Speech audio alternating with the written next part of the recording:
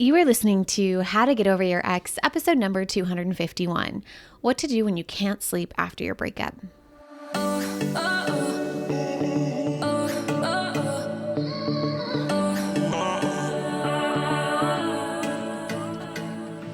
Welcome to How to Get Over Your Ex, a podcast on getting over your ex without it just taking time.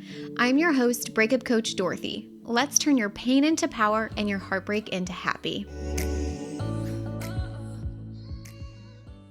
Hello, beautiful brave hearts. How are you doing today? I personally have officially hit the stage of pregnancy where I cannot sleep.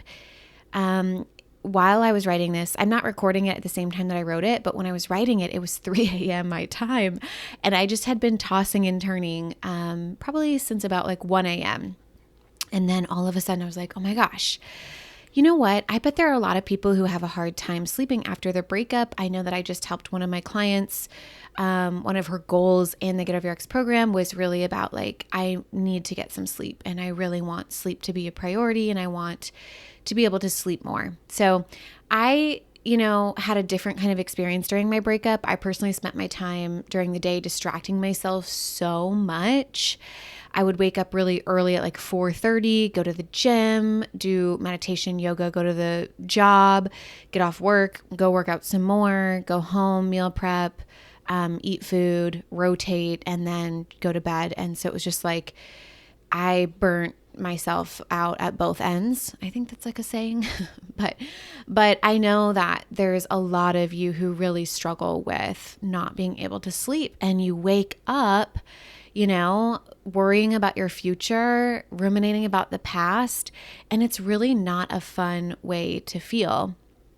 And your mind just takes over. And that's what I have noticed, at least in my pregnancy, is just a lot of waking up, restlessness, and of course there's like body stuff going on too, but a lot of it is the mind just running rampant. So I really want to talk about sleeping and what to do when you find yourself not being able to sleep very well at night after your breakup, and provide some really practical, tangible tools that I've seen help myself and other people, while also looking at like, what do we do with the time that we're unable to sleep? Do we just lay there in bed and ruminate, or like, what can we do about this?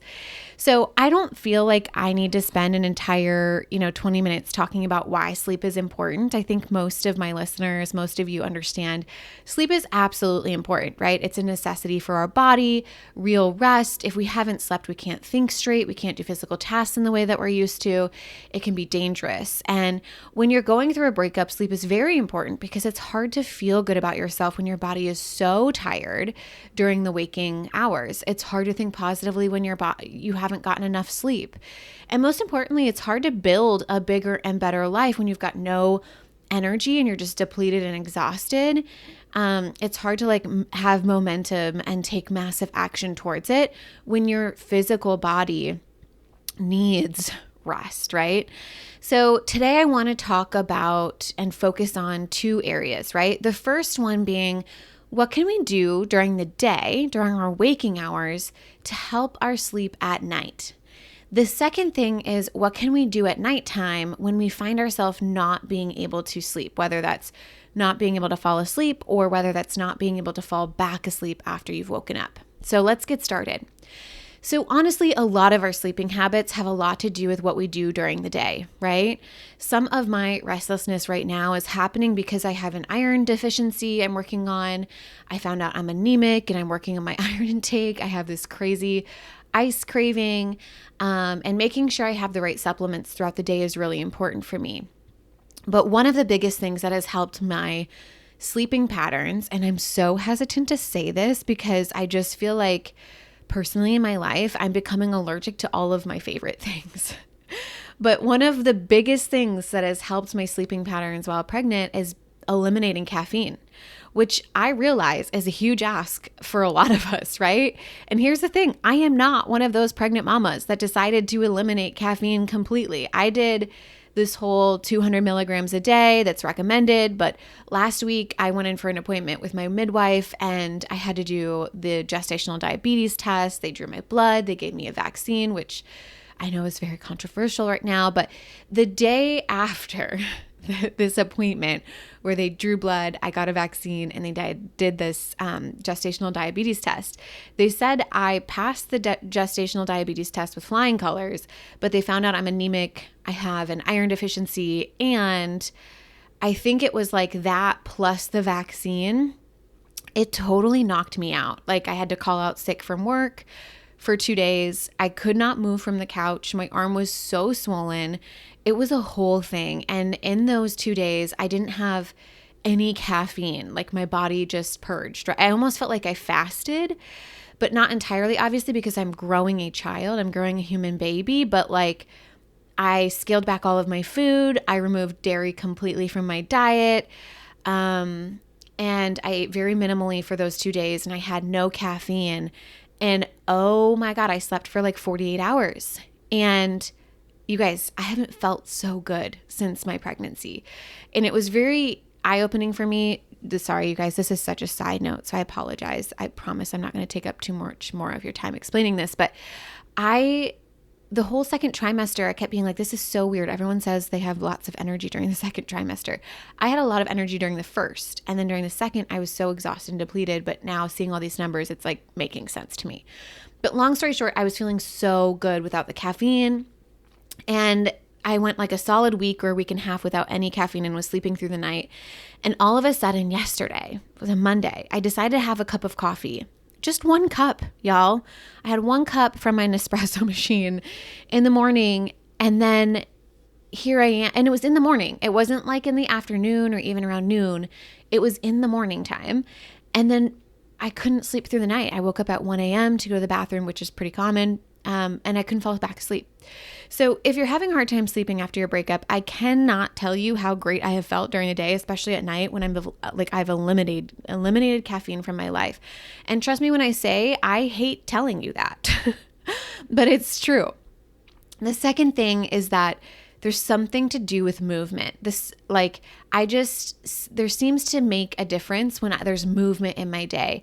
And honestly, it's been light movement, walking, not necessarily anything super rigorous, but like light movement, being in the sun. And I know when I was going through my breakup, I was doing a lot of yoga and lots of weightlifting, and I always slept through the night.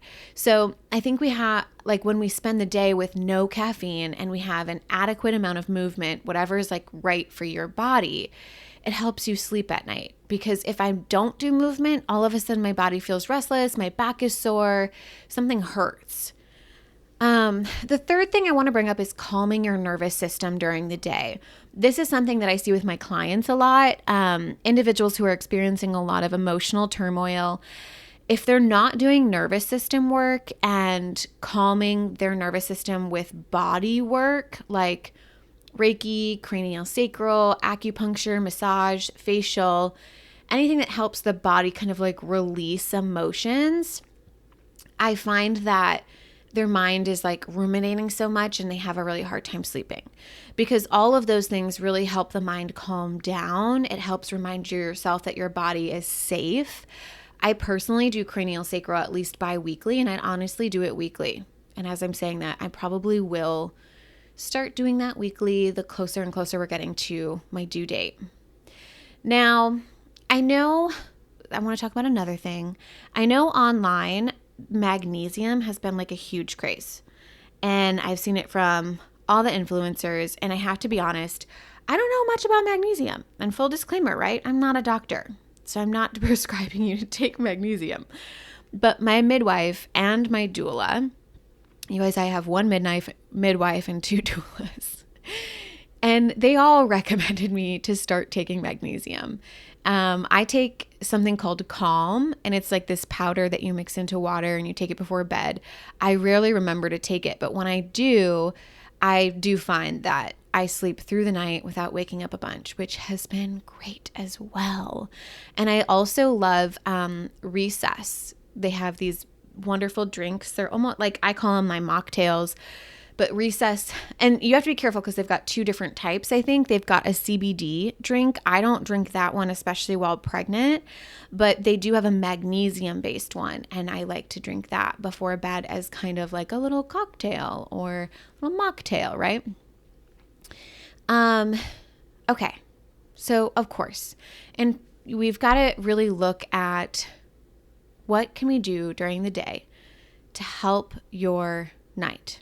And the most important thing, I think, out of everything that I've said, I haven't even said it yet, but one of the most important things that I've noticed help me sleep at night ever since I got pregnant, and what I see in my clients who are going through breakups, is I find that when I am not doing regular thought work to manage stress and overwhelm, my brain will run wild with all that it's scared of at night. Does that happen to you guys? If you're having a hard time sleeping, do you feel like you wake up and like it's in terror or it's in anxiety that turns into fear and panic? So I really love having a daily thought work practice. I'm always in some sort of program or coaching where daily thought work is a part of it. I have found that when I'm left to trying to do it on my own, I've gone long periods, to be quite honest, trying to do it on my own, and I just don't. So I've enjoyed signing up for programs this year, and especially while pregnant, like the Get Over Your Ex program or the course, where daily thought work is incorporated and it lays out like exactly what I need to do each day. And it's been a game changer for my sleep because I have an organized mind, especially during pregnancy recently, because there's so much unknown, just like there was when I was going through a breakup, that my mind really liked to spin and ruminate on at nighttime. So when my brain is managed, even if I wake up, the brain doesn't have a bunch of, chew toys to chew on because we cleaned it up during the day. And that's something that I notice with my clients is the more organized their mind is, the more we've processed emotion and cleared those emotions, the easier it is to sleep, right? Okay, so those were the things that you can do during the day to help yourself sleep at night. But let's transition and just take a moment and talk about what can we do at nighttime when we can't fall back asleep, because that does happen and that's okay. Of course, we're going to do all the things that we possibly can to help ourselves fall asleep and stay asleep. But when that isn't working, what can we do? And I know this sounds a little bit weird, but I love using this time for creativity. It's like you're half in a dream state, half in a sleepy / awake area. And to me, that's like a creative, weird, interesting place to be in. And so I really like to use it for creative projects. And here's what I do. So normally I'll wake up in the middle of the night, go to the bathroom, and then I lay down and I'm like, oh no, I can't fall back asleep, right? And I'll wait a while and I'll close my eyes and I have my eye covers on. And after a while of just laying there, I'm like, okay, I'm going to look at my phone and see what time it is. Maybe it's like 5:30 and we can just get up and we'll just stay up, right? But most of the time it's not. It's like 1 or 3 or something like that. And so I've gotten in the habit of saying, okay, if I don't fall asleep in the next hour, or, I change this number based on how I'm feeling, but sometimes it's 20 minutes. If I don't fall asleep in the next 20 minutes or the next 30 minutes or the next 10 minutes or the next hour, I am going to get up. And here's what I do when I get up, okay? The first thing I do is I get up and I make some chamomile tea, because chamomile tea helps me kind of calm down if my mind's amuck, running wild, right? Then something that I love to do is look at my calendar for the next day and think about, are any of these tasks that I have on my calendar creative? Could I execute any of these tasks right now? And then what's so cool is that if I execute that task at 3 a.m, that time slot in my calendar can then be used for nap time later, because we're gonna have to catch up on that sleep sometime, right? So then I just kind of like switch that out for sleep.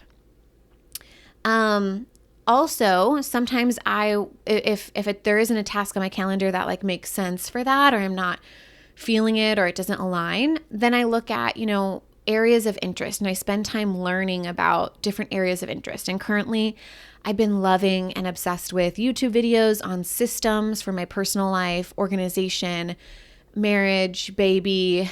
But during my breakup, it was manifestation, mindset work, tarot.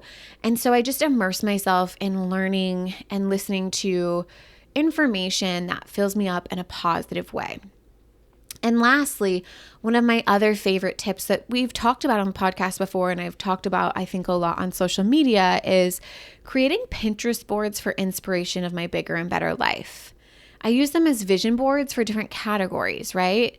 So right now I've got a vision board for like labor and delivery, a vision board for career, and a vision board for parenting. But when I was going through my breakup, it was my bigger and better life, which was categories like life coaching, career, and money, and travel, and romance, and love, and marriage. And I'd create these vision boards, and it almost felt like my own little world that I'd get to live in and explore and look at and be inspired by. So all of these things that I like to do when I wake up and I can't fall back asleep, they leave me fully engrossed in the present moment and in a good mindset.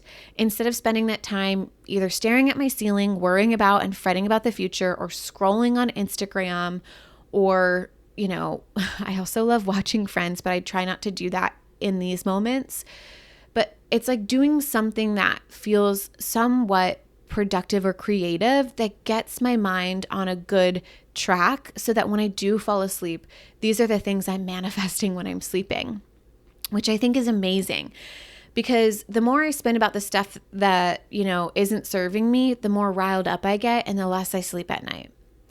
So I wanted to offer these to all of you. Go ahead, try them out, Braveheart. I'd love to, know what's helping you with your sleeping patterns. Did you take anything from today's episode? Share it with me on Instagram at Breakup Coach Dorothy. It's always fun to connect there and to know what's worked and what you've implemented on the podcast. So I'd love to hear from you. I feel like these activities that I do when I can't fall asleep are just so fun and they light me up, and I hope they do light you up as well. So, all right, Bravehearts. I love you so much. I hope you have an amazing week, and I will talk to you next time. If you're loving the How to Get Over Your Ex podcast and you want to learn how to get over your ex in 3 months or less to build a life better than the one you thought you had with your ex, I would like to personally invite you to my next group course where we take everything you've learned here on the podcast and apply it to your life. Come check it out at www.lifecoachdorothy.com.